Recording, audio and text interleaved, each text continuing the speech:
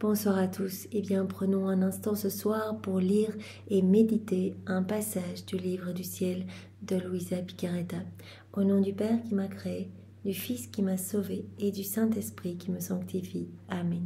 Jésus, je m'immerge en toi, dans ta divine volonté. Je m'unis à toi, je m'identifie à toi, je me consume en toi.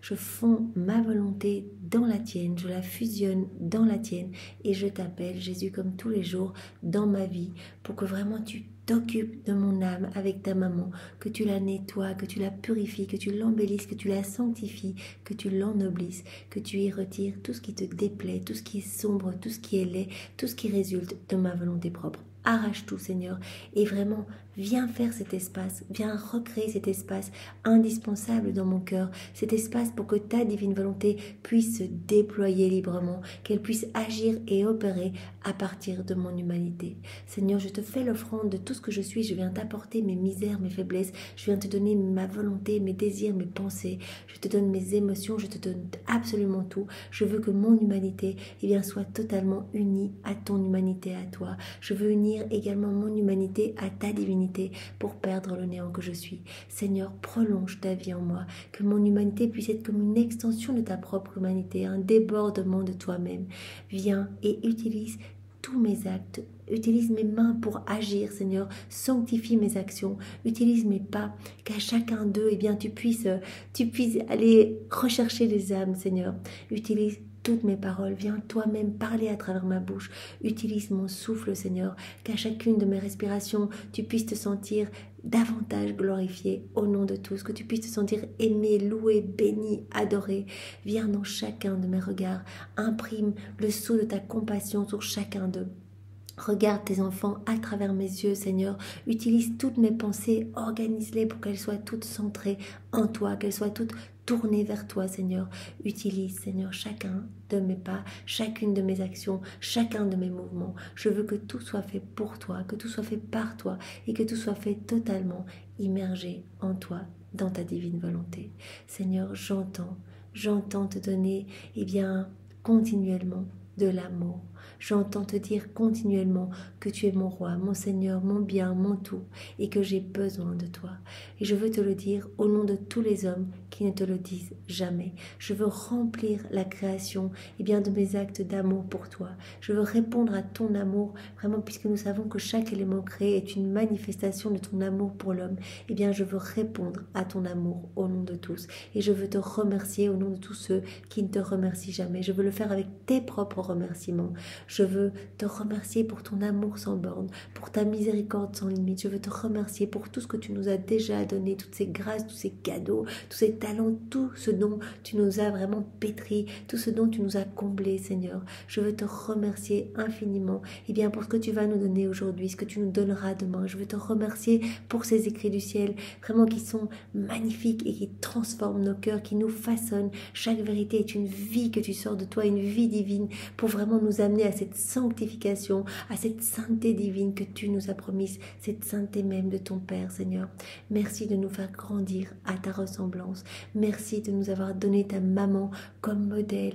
Elle, la reine du royaume de la divine volonté, qui nous aime tant et qui souhaite ardemment nous voir revenir à notre juste place. Cette place d'enfant de lumière et vraiment qui nous assiste, qui vient vraiment nous récupérer après chacune de nos chutes, qui nous cache dans son manteau pour nous éviter des rechutes et qui nous ramène à notre place dans ton cœur pour que nous soyons brûlés par les flammes de ton amour et que nous devenions à notre tour pur amour. Vraiment, c'est ça, ce 4e niveau de vie dans la divine volonté. Vraiment, c'est ton travail en nous, Seigneur, pour que nous devenions comme toi, à ton image, à ta ressemblance, que nous devenions pur amour, que toute notre vie, que chacun de nos mouvements, soit une prière d'amour pour toi. Alors, Seigneur, vraiment, merci infiniment.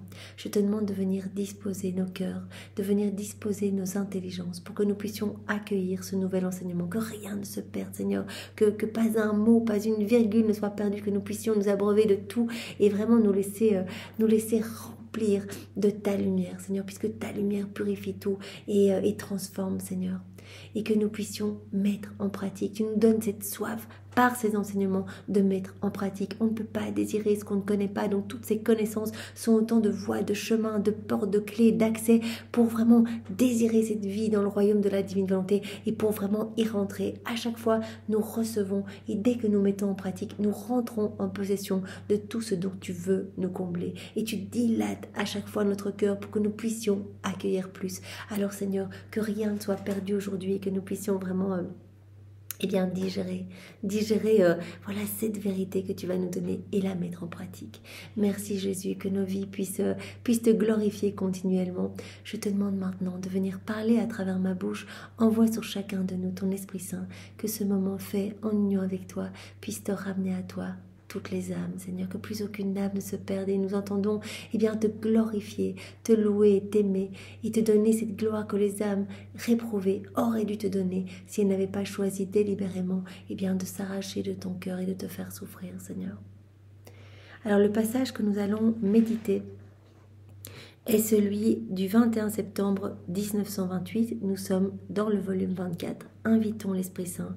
Viens, Esprit Saint, viens, par la puissante intercession du cœur immaculé de Marie, ton épouse bien-aimée. Viens, Esprit Saint, viens, par la puissante intercession du cœur immaculé de Marie, ton épouse bien-aimée. Viens, Esprit Saint, viens, par la puissante intercession du cœur immaculé de Marie, ton épouse bien-aimée. Et donc c'est notre sœur Louisa qui parle. Je continuais ma ronde dans la rédemption, dans la création, pour tenir compagnie à toutes les œuvres du divin fiat. Elle poursuit comme début de chacun des enseignements. Vous êtes en train de faire une ronde, c'est-à-dire qu'elle suit tous les actes accomplis par la divine volonté. Elle tient compagnie à la divine volonté, elle place ses je t'aime, elle demande partout que vienne s'établir le royaume du divin fiat. Et comme j'étais en sa compagnie, combien je me sentais riche et en possession de toutes choses. Voilà, Jésus a dit, à partir du moment où vous faites des rondes, vous placez votre amour, en fait, il y a un petit cadeau caché dans chaque élément créé, et donc je vous donne, puisque la divine volonté conserve mes attributs divins, mes qualités divines dans chaque chose. Eh bien, il suffit de parcourir les éléments de la création, de vous émerveiller de mon amour et d'y répondre, et je vous donne. Donc, Louisa, elle fait cette ronde dans la création, et elle dit, mais combien je me sens riche et en possession de toutes choses. Jésus l'a dit, mais quand vous faites ces rondes, c'est comme si vous visitiez vos propriétés. Tout est à vous, tout a été fait pour l'âme qui vit dans la divine volonté. Et donc, quelque part, vous parcourez tout ce qui vous appartient. Il me semblait que tout m'appartenait, car la divine volonté me donnait tout. Et en faisant ma ronde dans la création, je recevais tout.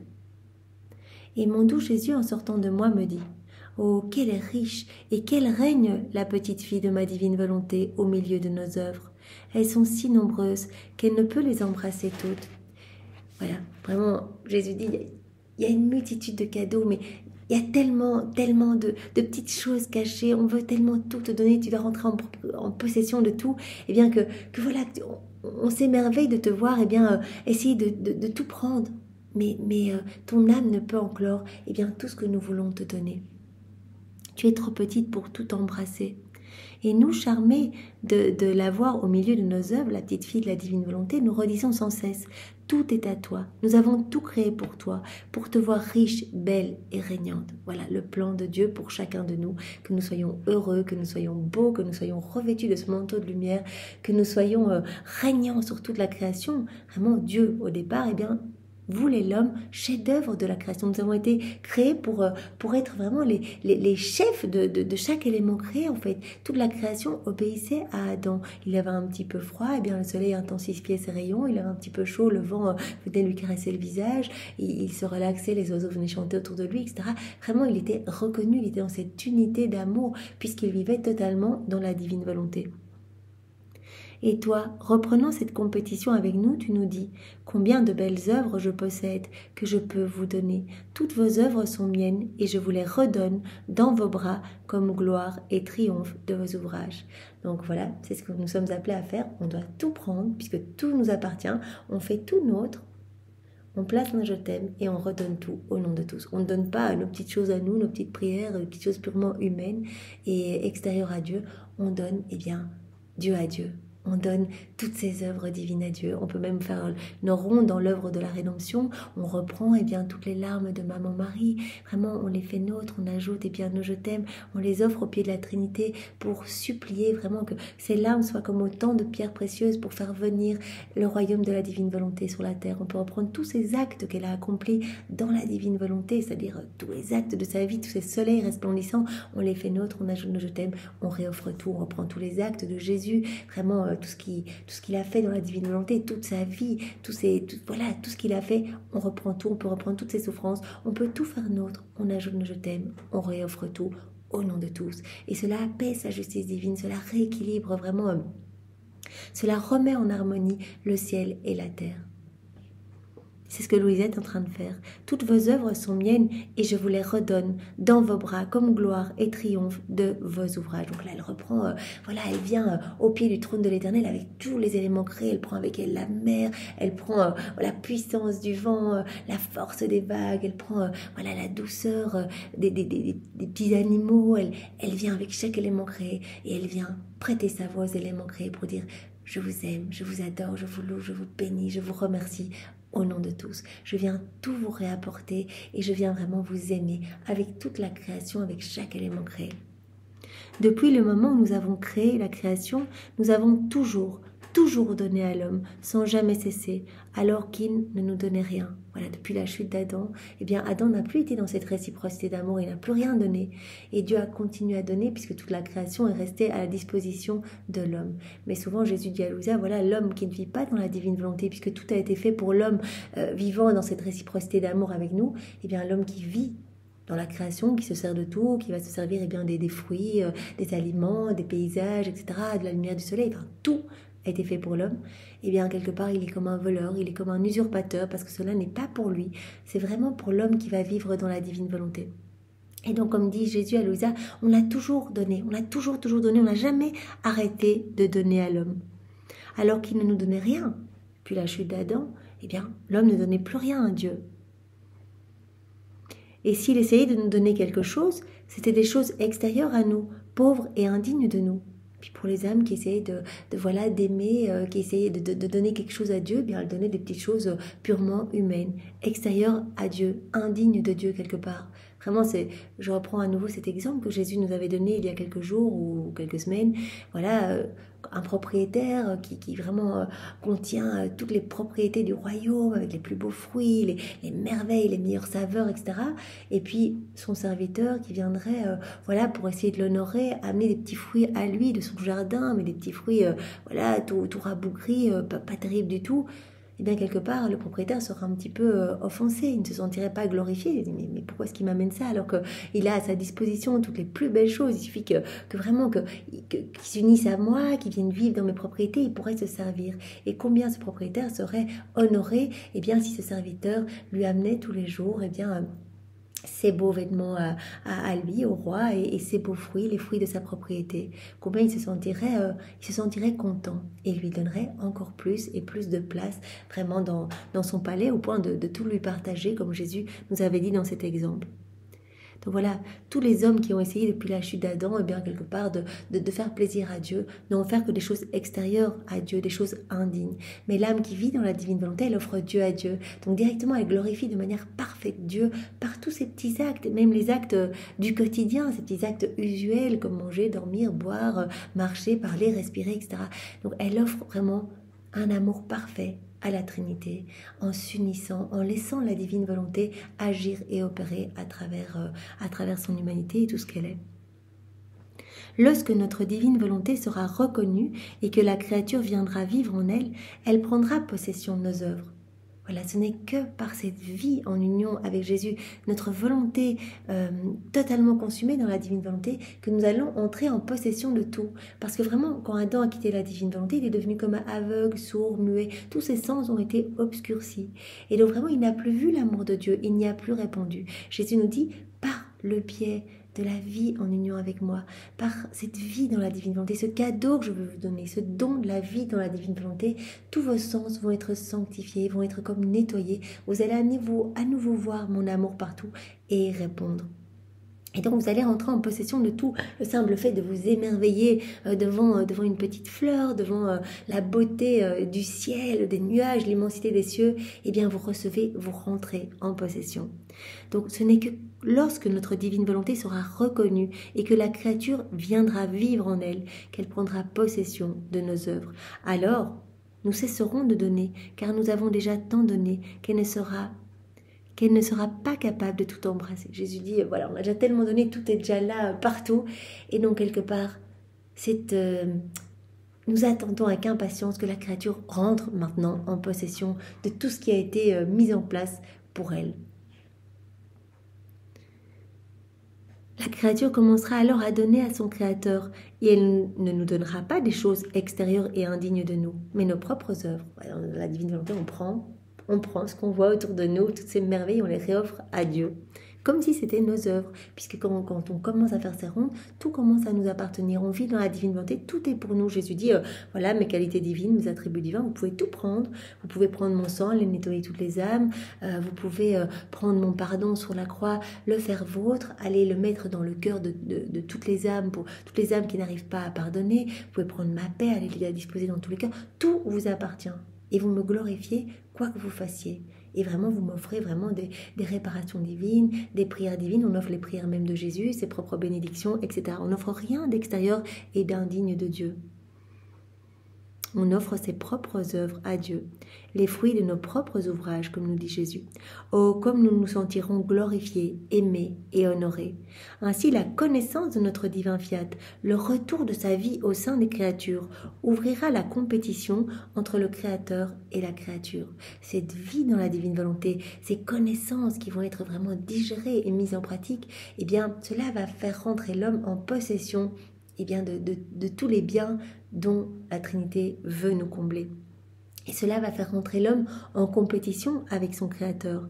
C'est-à-dire que la créature pourra donner à son Créateur, et comme dit Jésus ici, et nous pourrons la laisser posséder. Ce sera le retour de nos œuvres en notre sein. Voilà, il n'y a jamais eu de retour depuis la chute d'Adam. Eh bien, tout cet amour est comme stagnant, ne peut pas se donner, parce que l'homme ne répond pas à cet amour. Donc dans la divine volonté, on peut placer en plaçant nos je t'aime partout, et on le fait dans la divine volonté, donc cela a une portée universelle, on le fait au nom de tous, et il y a vraiment ce retour magnifique d'amour, et ce continuellement, puisque tout ce que l'on fait dans la divine volonté devient infini, éternel et divin. Par conséquent, que ton envol dans notre divin fiat soit continuel. Jésus le demande tout le temps et cette image est magnifique, que ton âme continue à s'envoler, qu'elle ne s'englue pas ici dans les choses du monde. Je vais te donner ce saint détachement pour les choses du monde, je vais te donner cette sainte indifférence parce que mon plan pour toi, pour chacun de mes enfants est que ton âme s'envole, que ton âme s'envole et aille se greffer dans le soleil de ma divine volonté, pour que les rayons de lumière, que la lumière de ma divine volonté puisse déborder de toi. On peut aisément s'imaginer notre âme qui s'envole, qui se détache de tout.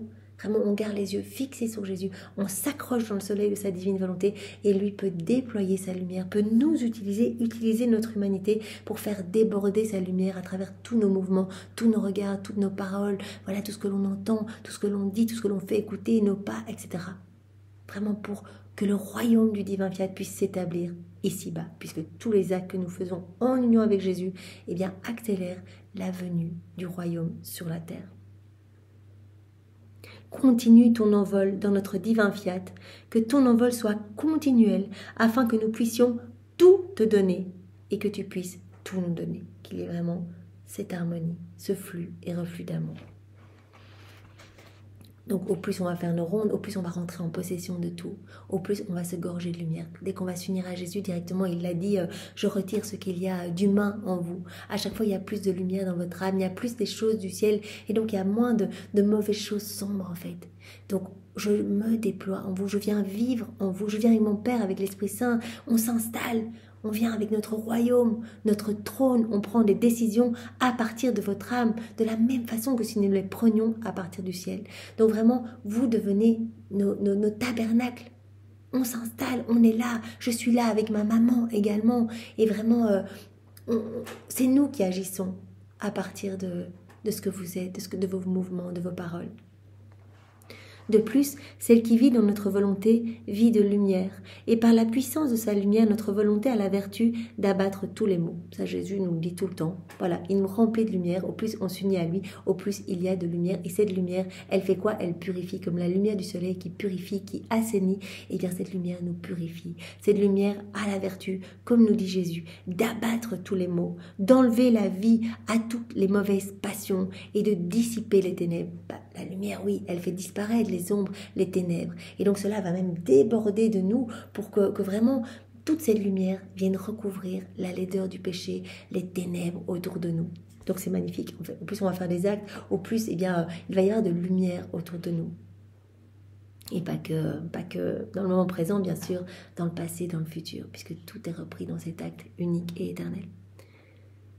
Voilà.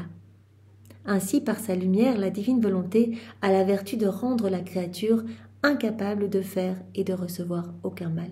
Au plus on va se gorger de cette lumière, laisser vraiment la divine volonté se déployer, on va se laisser remplir de cette lumière et on sera de moins en moins capable de faire du mal et de recevoir le mal. Qui pourrait jamais entrer en guerre contre la lumière? Voilà, si on se laisse façonner dans cette lumière, c'est comme si nous étions vraiment dans cette enceinte de lumière, dans cette mer de lumière. Tant qu'on est dans cette mer de lumière, cette mer, voilà, on en parle souvent, la divine volonté comme une mer de lumière, un océan de lumière, eh bien personne ne va pouvoir nous attaquer, personne ne va pouvoir nous faire chuter tant que nous sommes dans cette mer de lumière. Maintenant, Jésus l'a dit à Louisa dans les premiers volumes, quitte seulement cette mer de lumière et tu verras combien tu vas recevoir d'assaut des démons qui sont tous déchaînés contre toi parce qu'ils ont horreur de la divine volonté et ils voient se recréer dans l'âme ce qu'ils ont perdu eux. Donc vraiment ce flot de lumière alors que eux ne sont que ténèbres. Et donc ils sont fous furieux et ils essayent de faire chuter. Mais tant qu'on est dans cette mer de lumière, ils ne peuvent rien. Parce qu'ils ont peur de cette lumière, donc ils sont contraints de s'éloigner. Mais quand on sort de la divine volonté, qu'on quitte la divine volonté, eh bien là, on peut vraiment recevoir presque plus d'attaques parce que voilà, ils vont essayer de nous faire chuter pour qu'on commence à douter et ne plus revenir. Donc vraiment, gardons en tête que les démons ont horreur de ça et donc ils vont essayer de nous décourager, mais que le Seigneur nous attend toujours. Et qu'il va venir pourvoir à nos faiblesses, à nos misères. Il suffit même si on a quitté pendant la journée la divine volonté, qu'on se dit Jésus, pardon, je t'ai laissé tout seul cet après-midi, je me rends compte, j'ai moins pensé à toi, je t'ai moins consolé, j'ai moins réparé, je suis désolée, je me suis laissée vraiment glisser. Eh bien, le Seigneur reçoit déjà cette intention d'amour. Même si c'est fin de journée et qu'on a déjà vécu notre journée, il n'y a pas de temps. Il n'y a pas de temps, c'est l'éternel présent pour Dieu. Et donc, il va venir refaire notre après-midi. Il va venir pourvoir, suppléer à tout ce qu'on a manqué. Donc, vraiment, notre intention d'amour est très importante. C'est pour cela qu'il nous appelle à faire nos actes préalables le matin, cette prière préalable pour vraiment manifester notre intention de lui plaire, de le glorifier, de l'aimer continuellement, de lui offrir tous nos actes par les mains immaculées de Marie, pour que nos actes deviennent vraiment... des actes qui le glorifient, des actes qui sauvent les âmes, des actes vraiment totalement divins, faits par lui en nous. Voilà. Voilà, qui pourrait entrer en guerre contre la lumière? Personne. Qui pourrait dire « Je peux empêcher le passage de la lumière ?» Personne. Et si quelqu'un tentait de le faire, la lumière se moquerait de lui, et avec sa vertu triomphante, elle le revêtirait et passerait par-dessus, par-dessous et tout autour de lui. Quand la lumière envahit une âme, il n'y a même personne qui pourrait essayer d'empêcher cette lumière, mais même, voilà, la lumière en fait envahit tout, et elle envahit partout autour. Donc ce n'est pas étonnant que des personnes autour de nous se transforment, que des personnes partout dans le monde, même que nous ne connaissons pas, des personnes dont nous n'avons pas connaissance, même du passé, du futur, vivent des transformations parce qu'aujourd'hui nous faisons des actes en union avec Jésus. Cette lumière se déploie tellement partout que vraiment il y a de grands changements et beaucoup d'âmes qui se convertissent, qui se purifient, qui reviennent à Jésus. Jésus l'a dit, j'octroie toutes mes grâces parce que des âmes font des actes dans la divine volonté, parce que des âmes ont fait des actes hier, aujourd'hui et demain. Tout passe par le biais, par le truchement de ces âmes, même des charismes, des dons de prophétie, des miracles, des apparitions, etc. Tout passe, tout est donné, octroyé, parce que des âmes font des actes dans la divine volonté, en ont fait et en feront. Donc personne ne peut empêcher cette lumière de se déployer. Cette lumière, elle ne s'arrêtera jamais. Vraiment, à chaque fois qu'on fait un acte dans la divine volonté, c'est un soleil qui ne s'arrêtera jamais, qui éclaire, qui touche, qui convertit. Et si quelqu'un tentait d'empêcher cette lumière, la lumière se moquerait de lui, et avec sa vertu triomphante, elle le revêtirait et passerait par-dessus, par-dessous et tout autour de lui. Et en se riant de lui, tout en poursuivant sa course, elle le maintiendrait sous son pouvoir et sa pression de lumière, à moins qu'il n'aille se cacher dans quelques abysses de ténèbres. N'est-ce pas ce que fait le soleil ? C'est bien plus encore ce que fait le soleil de ma volonté. Et l'âme qui vit dans cette lumière ne fait rien d'autre qu'étendre la capacité de son intelligence pour être capable de recevoir plus de lumière. Jésus nous parle souvent de cette dilatation de notre âme, de notre intelligence. À chaque fois qu'on fait des actes dans la divine volonté, cette lumière nous remplit davantage. Et donc, il dilate notre cœur pour que nous puissions accueillir plus encore de lumière, plus encore de son amour, plus encore de divin. Il dilate notre intelligence. Vraiment, il nous façonne pour que nous puissions vraiment réfléchir, penser avec son intelligence à lui. Ainsi, chaque acte accompli dans mon divin fiat forme avec sa lumière le vide dans l'esprit humain, afin de pouvoir communiquer une lumière plus grande et plus forte.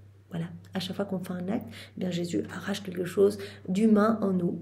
Il crée ce vide pour pouvoir mettre plus de sa lumière, puisqu'un acte est lumière, et donc cette lumière envahit notre âme.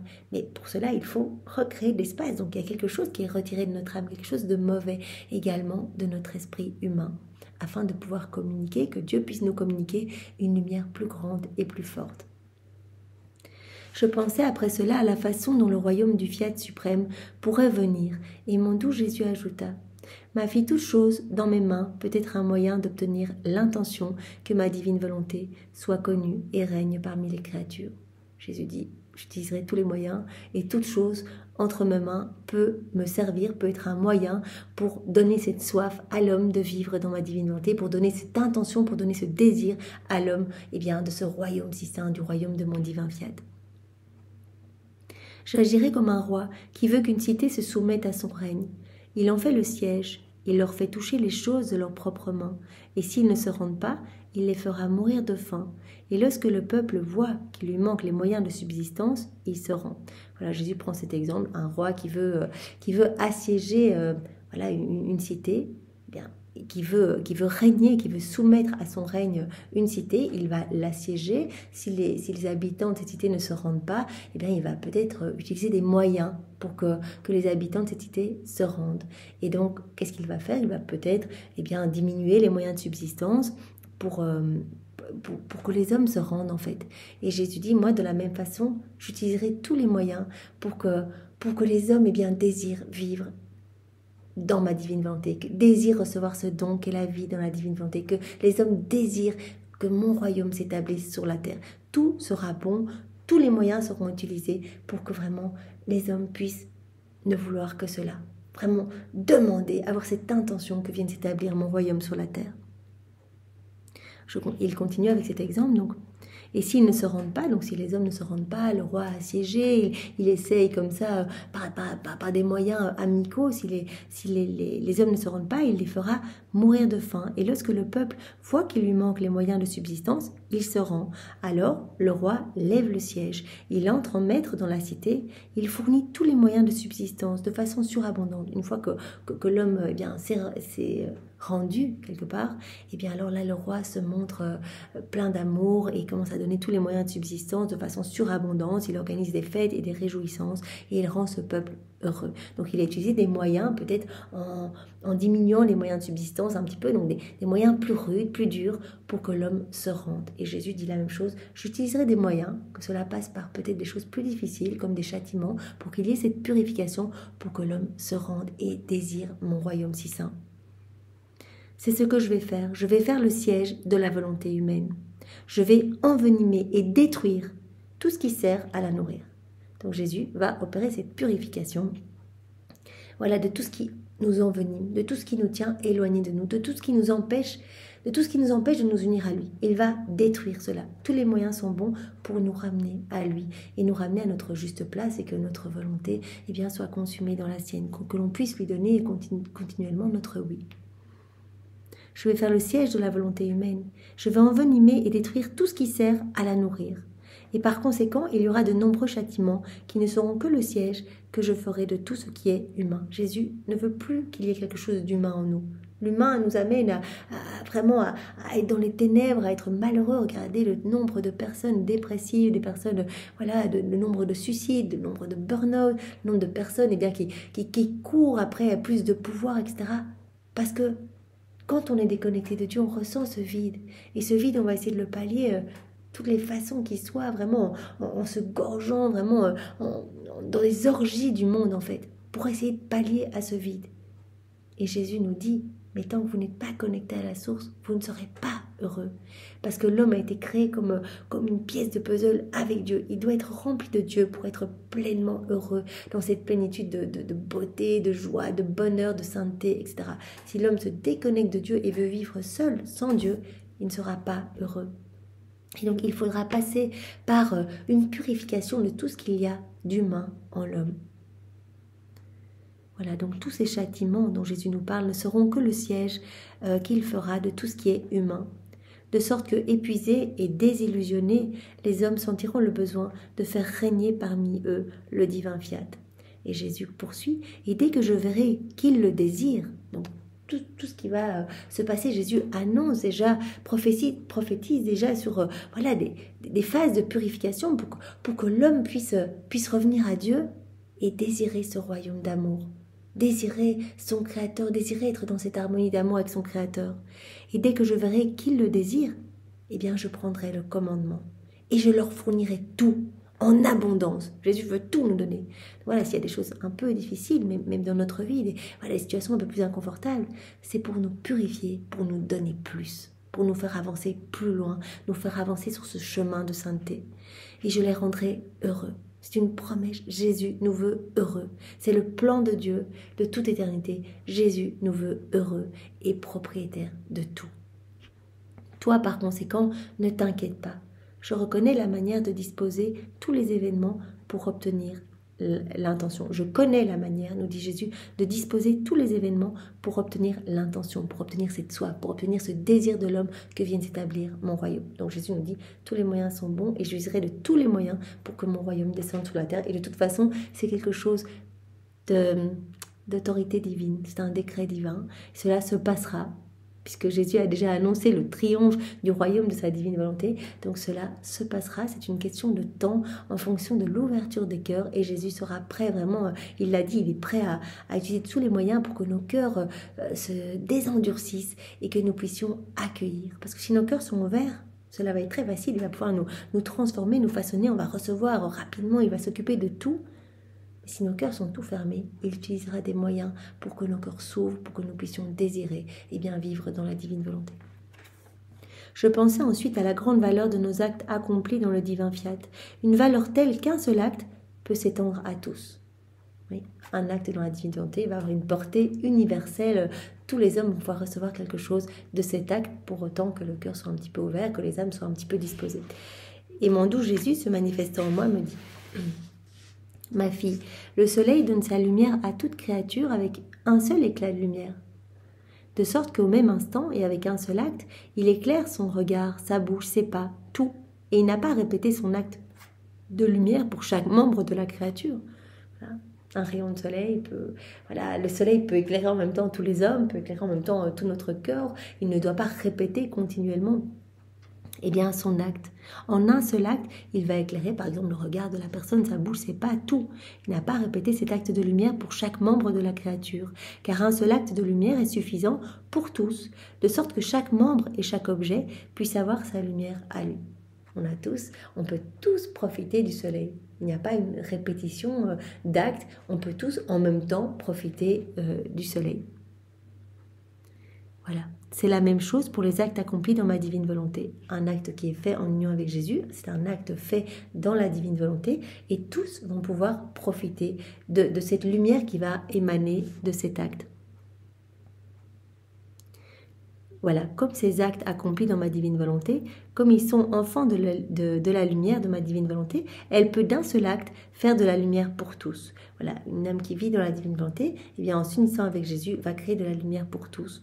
Elle peut s'étendre partout, cette lumière, car c'est une vertu et une propriété que la lumière de mon divin fiat possède en lui-même, de pouvoir avec un seul acte donner de la lumière à tous. Et s'il existe une différence quelconque, elle est en celui qui la reçoit. Donc la lumière, tout le monde va la recevoir. On fait un acte dans la divine volonté. Maintenant, ce moment que nous prenons tous ensemble, eh bien, il y a de la lumière qui sort de chacun de nous et qui vient toucher des cœurs. Toutes les âmes du passé, du présent et du futur reçoivent. Les âmes du purgatoire reçoivent. Les bienheureux, les saints reçoivent une gloire accidentelle. Marie reçoit une gloire accidentelle. La Trinité reçoit une gloire magnifique et parfaite. Tous reçoivent quelque chose. Ici-bas sur la terre, dans le ciel. Tout le monde reçoit. Maintenant, la différence, Jésus nous dit, eh bien, la différence, c'est suivant la disposition des cœurs. Comme dit Jésus ici, voilà, la lumière est donnée à tous. S'il existe une différence quelconque, elle est en celui qui la reçoit. Pourquoi certaines personnes par là que nous allons faire maintenant vont tout d'un coup recevoir une grâce, mais de purification, une grâce de don de prophétie, de charisme de connaissance, etc. Et une autre ne va rien recevoir du tout. Elle va recevoir, mais elle ne va pas profiter des biens, en fait, qu'elle a reçu des biens de cette lumière, parce que son cœur ne sera pas disposé. Celui qui est disposé, celui qui est disposé prend le bien de la lumière et il en profite. Une âme qui a le cœur un petit peu ouvert, elle va recevoir cette lumière et cela va la transformer, va l'édifier, va la faire grandir en sainteté. Une autre, si elle a le cœur fermé, elle va recevoir cette lumière, mais elle ne recevra pas le bien, puisque son cœur est fermé. Donc elle ne recevra pas le bien de cette lumière. Voilà, celui qui est disposé va prendre le bien de la lumière, il va en profiter. Celui qui n'est pas disposé, même s'il se sent lui-même rempli de cette lumière, même celui qui n'est pas disposé, il va recevoir cette lumière. Tout le monde va recevoir cette lumière, mais il ne prendra pas le bien qu'elle contient. C'est ce qui se passe avec le soleil, qui donne sa lumière à tous, et personne ne peut dire « il ne me donne pas sa lumière ». Et comme tous peuvent la recevoir, comme il leur plaît, elle ne provoque pas de jalousie. Tout le monde va recevoir la lumière du soleil. Cependant, il peut y avoir de grandes différences. Certains vont utiliser la lumière pour travailler, obtenir un profit. D'autres vont jouir de la lumière et rester oisifs sans rien gagner. Certains vont s'en servir pour s'amuser, d'autres pour pécher. Voilà. Donc, en fonction de l'attitude, de la réceptivité, de la disposition du cœur, de l'ouverture de cœur, eh bien, les résultats seront totalement différents dans les cœurs. Certains, on ne verra rien du tout. Ils vont se servir de cette lumière pour rester oisifs, etc. D'autres vont s'en servir pour grandir en sainteté, etc. Mais tous vont recevoir cette lumière. La lumière ne change pas, elle est toujours lumière et accomplit son office de lumière. Mais tous ceux qui la reçoivent n'en retirent pas un profit, ni ne l'utilisent pas de la même manière. Telle est ma divine volonté et les actes accomplis en elle. Ils sont toujours lumière. C'est vraiment important, quoi. Vraiment, chaque fois qu'on fait quelque chose en union avec Jésus, il y a de la lumière. Et tous vont recevoir. Donc une personne qui recherche Jésus de tout son cœur, mais voilà, qui n'y arrive pas, elle ne sait pas comment prier, mais elle a cette soif. Elle a cette soif de vivre quelque chose avec Jésus. Parce qu'on prend ce moment dans la divine volonté, parce qu'on la prière, on le prendra demain, parce que des âmes, on fait des actes dans la divine volonté. Elle va recevoir ce flot de lumière, tout comme toutes les âmes qui ont une petite ouverture de cœur, et il va se passer quelque chose. Donc c'est ça qui est magnifique. Telle est ma divine volonté et les actes accomplis en elle. Ils sont toujours lumière, mais ceux qui profitent de cette lumière sont ceux qui y sont disposés. Donc aujourd'hui, le Seigneur nous parle de cette disposition du cœur. Restons le cœur ouvert et disposé pour accueillir toute cette lumière et la faire grandir. Et en faisant des actes dans la divine volonté, on va faire grandir cette vie divine en nous pour devenir nous-mêmes lumière, complètement amour. Merci Seigneur, vraiment nous t'aimons, nous te louons, nous te bénissons, nous t'adorons au nom de tous avec ta volonté. Bonne soirée à tous, au revoir et n'oubliez pas, avant de vous endormir, de vous endormir dans la divine volonté, de refaire votre journée, c'est vraiment quelque chose, prendre l'habitude, avant de s'endormir, dire merci Jésus pour cette belle journée, peut-être faire une petite ronde, placer je t'aime un peu partout dans la création, faire une petite ronde peut-être dans la rédemption, une petite ronde dans les sacrements, et puis de refaire votre journée dans la divine volonté pour tous ces moments où on n'y était pas, et puis vous endormir dans les bras de Jésus et dire viens divine volonté, dormir en moi, viens divine volonté, rêver en moi, viens divine volonté, faire battre mon cœur, viens divine volonté, faire circuler mon sang, viens divine volonté dans tous mes mouvements internes et inconscients, viens dans tous mes mouvements conscients, externes, viens faire tout en moi, comme en Jésus dans sa divine humanité. Comme ça, toute cette nuit va pouvoir être une prière pour Jésus. Toute cette nuit va pouvoir sauver des âmes C'est magnifique. Jésus va pouvoir, à travers notre sommeil, eh bien, donner du repos aux âmes. Il va pouvoir donner du rafraîchissement à certaines. Il va pouvoir donner de l'apaisement à des cœurs tourmentés. Donc, c'est magnifique. Voilà, je vous souhaite une belle nuit et je vous dis à demain. Au revoir. Au nom du Père et du Fils et du Saint-Esprit. Amen.